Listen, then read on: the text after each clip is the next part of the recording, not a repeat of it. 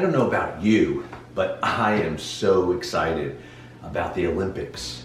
They're finally here. We've been waiting beyond 2 years for the Olympics.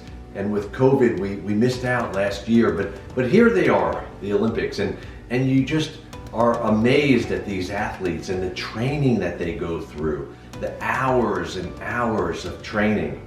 It's so impressive, some of these people, and I love the stories that you hear about these kids who maybe started this sport when they were 6 or 8 or 10 and they just developed into these amazing athletes. And it took a lot of time and a lot of effort and a lot of blood, sweat, and tears to do this.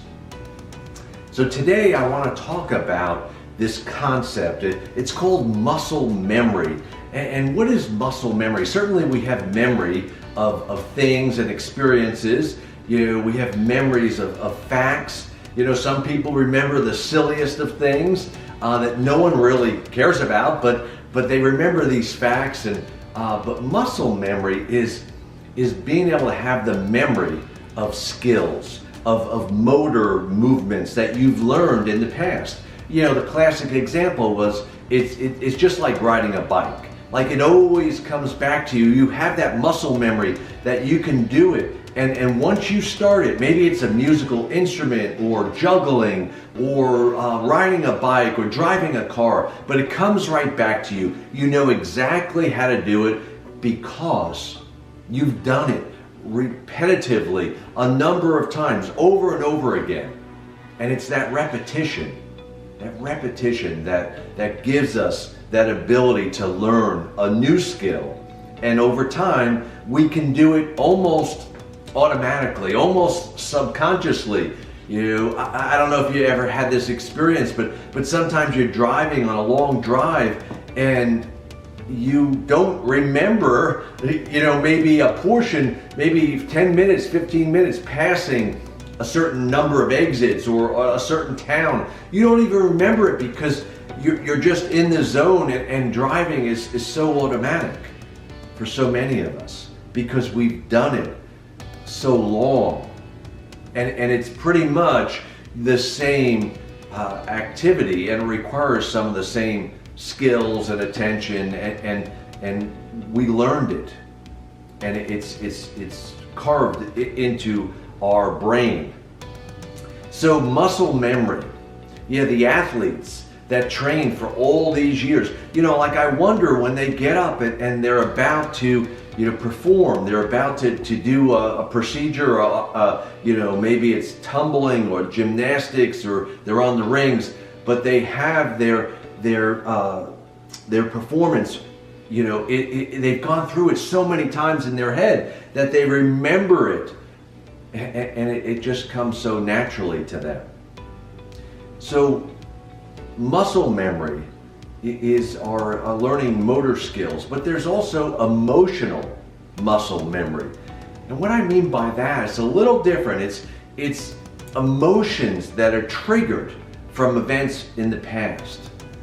And maybe you had like a root canal and you had a really bad experience, and there's a lot of fear and anxiety associated with that. And that may go into any time you go to the dentist, or any time you have to have work done, a cavity filled, not just root canal. It may generalize. So we may have certain emotions that are paired with certain events and experiences. And sometimes those are traumatic, sometimes those are negative. And so how do we deal with that emotion that is triggered by certain events and experiences? Maybe it's triggered by smells or sounds. Certainly people who have post-traumatic stress disorder experience flashbacks when they have certain triggers in their environment. So what do we do to overcome that, the trauma and some of those experiences? Well, one of the things that we need to do is first we need to give ourselves permission to feel. Because for so many of us, we don't like negative emotions. No one really likes negative emotions, but many of us want to suppress negative emotions. We want to push it down and maybe put it in a box so that it doesn't impact us. But unfortunately, when we suppress the negative emotions, we inadvertently suppress the positive emotions as well. So we have to fully feel the negative feelings in order to fully feel the positive ones. It's the yin and the yang, being able to feel the full gamut of emotions. So being able to give ourselves permission to feel. Feeling is the key to healing. So permission is part of it, but the other part of it is being able to talk about it, being able to express it, being able to share it. A lot of us have way too much pride to share some of those negative emotions and those negative feelings. But being able to share it is a way to release it, is a way to let go of it, so that those negative emotions don't come out in other ways, or they don't consume us. They don't paralyze us. They don't prevent us from going to the dentist or from going to a place that maybe you had a bad experience. I know, my daughter and I really love stand-up paddleboarding, and we were out the other day, and as we're paddling along, we see this big fish jump up out of the water. And what was it? But it was a shark. It was a bull shark. We didn't expect it. It scared us to death.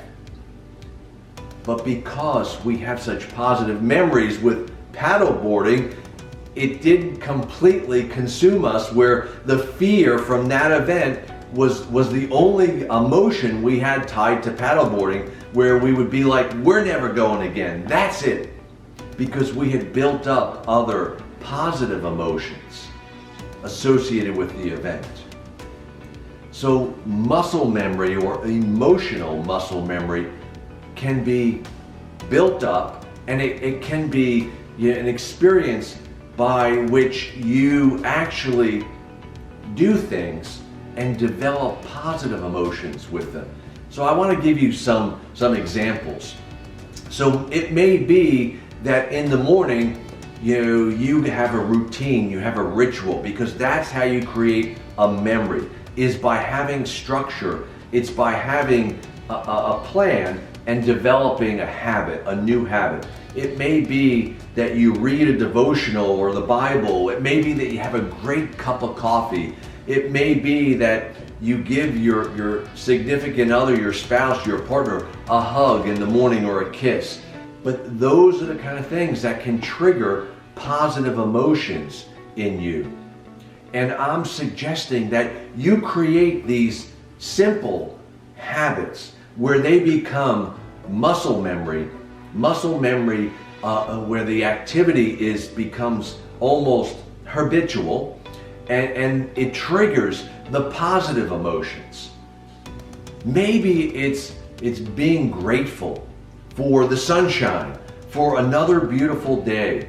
It might be being grateful for the people in your life, but acknowledging that and feeling the positive emotions tied to it. Maybe you have a dog or a cat, an animal that you hug in the morning, and it's such a positive emotion, and that's the habit that you want to get into on a regular basis. I'm basically encouraging you to engage in behaviors that become habits and that trigger positive emotions. Figure out what it is for you. What are the behaviors that you can do repeatedly such that they become muscle memory, and then the emotions tied to that are positive. We can create different experiences for ourselves, but it requires us to engage in habits, to engage in behaviors that we can do on a consistent basis. Yeah, sometimes I don't want to exercise. Sometimes I'm tired or it's really hot out. But I know from my past experiences that I always feel better after I'm done, after I've completed it. So I have that sense of accomplishment, sense of joy, maybe even a sense of calm and peace. after I'm done. But when I'm about to engage in it, I might be resistant because it's painful or I don't really want to do it. I encourage you to challenge yourself and confront that opposition that you might experience so that you can experience the joy, the happiness, the accomplishment, the achievement that you will get from doing things that are positive for you. Take that step and challenge yourself. Until next time, Dr. Tony signing out.